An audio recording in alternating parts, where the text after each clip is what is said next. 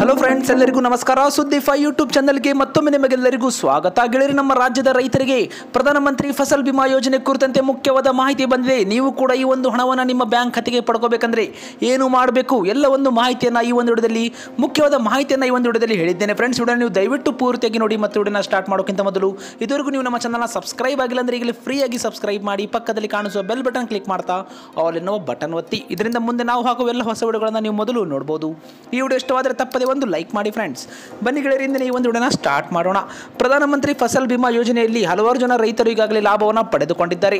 ನೀವು ಕೂಡ ಅಂತ ಒಂದು ರೈತರಾಗಿದ್ದರೆ ವಿಡಿಯೋಗೆ ಲೈಕ್ ಮಾಡಿ, ಕಮೆಂಟಲ್ಲಿ ನಮಗೆ ಎಸ್ ಅಂತ ಒಂದು ಕಮೆಂಟ್ ಕೂಡ ನೀವು ಮಾಡ್ಬೋದು.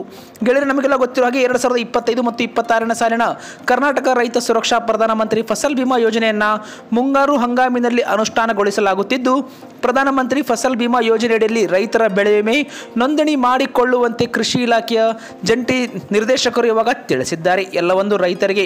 ಹೌದು ಫ್ರೆಂಡ್ಸ್, ಇದೇ ಕುರಿತಂತೆ ಇಲ್ಲಿ ಮುಖ್ಯವಾಗಿ ನೀರಾವರಿ, ಹತ್ತಿ ಮತ್ತು ಮಳೆ ಆಶ್ರಿತ ಹೆಸರು ಬೆಳೆಗಳಿಗೆ ನೋಂದಾಯಿಸಲು ಇದೇ ಜುಲೈ 15 ಹಾಗೂ ಇತರೆ ಒಂದು ಅಧಿಸೂಚಿತ ಎಲ್ಲ ಬೆಳೆಗಳಿಗೆ ನೋಂದಣಿಯನ್ನು ಮಾಡಿಕೊಳ್ಳಲು ಜುಲೈ 31 ಕೊನೆಯ ದಿನಾಂಕವನ್ನು ಕೂಡ ಇಲ್ಲಿ ಇವರು ನಿಗದಿ ಮಾಡಿದ್ದಾರೆ. ಫ್ರೆಂಡ್ಸ್, ರೈತರು ಬೆಳೆ ವಿಮೆಯನ್ನು ನೋಂದಾಯಿಸಿ ಬೆಳೆ ವಿಮೆ ಪರಿಹಾರ ಲಾಭವನ್ನು ಪಡೆದುಕೊಳ್ಳಬೇಕೆಂದು ಕೂಡ ಇಲ್ಲಿ ಅವರು ತಿಳಿಸಿದ್ದಾರೆ. ರೈತರು ಕಡ್ಡಾಯವಾಗಿ ತಮ್ಮ ಒಂದು FIDಯನ್ನು ಹೊಂದಿರಬೇಕು.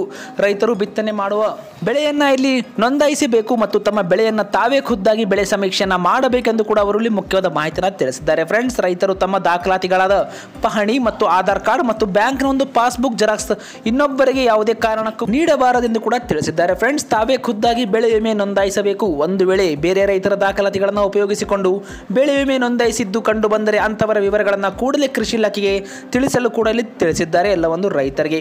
ಹೌದು ಫ್ರೆಂಡ್ಸ್, ಅಧಿಸೂಚಿತ ಬೆಳೆಗಳ ವಿವರ ಗ್ರಾಮ ಪಂಚಾಯತಿಗಳಲ್ಲಿ ರೈತರು ಕೂಡ ಮಾಹಿತಿನ ಪಡ್ಕೋಬಹುದು. ಹೌದು ಫ್ರೆಂಡ್ಸ್, ರೈತರು ತಮ್ಮ ಹೆಚ್ಚಿನ ಒಂದು ಮಾಹಿತಿಗಾಗಿ ಇನ್ಶೂರೆನ್ಸ್ ಕಂಪನಿಯ ಪ್ರತಿನಿಧಿ ಅಥವಾ ಟೋಲ್ ಫ್ರೀ ನಂಬರ್ ಅನ್ನು ಕೂಡ ನೀವು ಕಾಲ್ ಮಾಡಬಹುದು. ಇದೇ ಒಂದು ಸ್ಕ್ರೀನ್ ಮೇಲೆ ಕಾಣ್ತಾ ಇರುವ ಟೋಲ್ ಫ್ರೀ ನಂಬರ್ ಅನ್ನು ಕೂಡ ರೈತರು ಸಂಪರ್ಕ ಕೂಡ ಮಾಡಬಹುದು.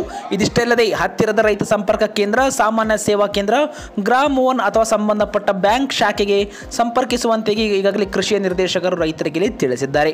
ಗೆಳೆಯರಿಂದ ಮುಖ್ಯವಾದ ಮಾಹಿತಿಯಾಗಿತ್ತು. ಎಲ್ಲ ಒಂದು ರೈತ ಬಾಂಧವರಿಗೆ ವಾಟ್ಸಪ್ನ ಮೂಲಕ ಶೇರ್ ಮಾಡಿ. ನೀವು ಕೂಡ ಈ ಒಂದು ಬೆಳೆ ವಿಮೆ ಯೋಜನೆಗೆ ಅರ್ಜಿಯನ್ನು ಸಲ್ಲಿಸಿದರೆ ಎಸ್ ಅಥವಾ ನೋ ಎನ್ನುವ ಮೂಲಕ ತಪ್ಪದೆ ನಿಮ್ಮ ಅನಿಸಿಕೆಯನ್ನು ಕಮೆಂಟ್ ಮಾಡಿ. ಇಂಥದೇ ಇಂಟ್ರೆಸ್ಟಿಂಗ್ ವಿಡಿಯೋಗಳಿಗಾಗಿ ನಮ್ಮ ಚಾನಲ್ಗೆ ಈಗಲೇ ಫ್ರೀಯಾಗಿ ಸಬ್ಸ್ಕ್ರೈಬ್ ಮಾಡಿ.